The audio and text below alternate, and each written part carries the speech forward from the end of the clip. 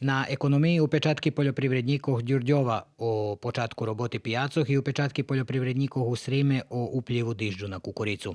Kultura i prosvita predstavlja mladežsku mišanu špivatsku grupu Kulturno-umetnickog društva Žatva z Uskocura, a mozaik zaznačel jakše naša školjare uča dok tirva pandemija.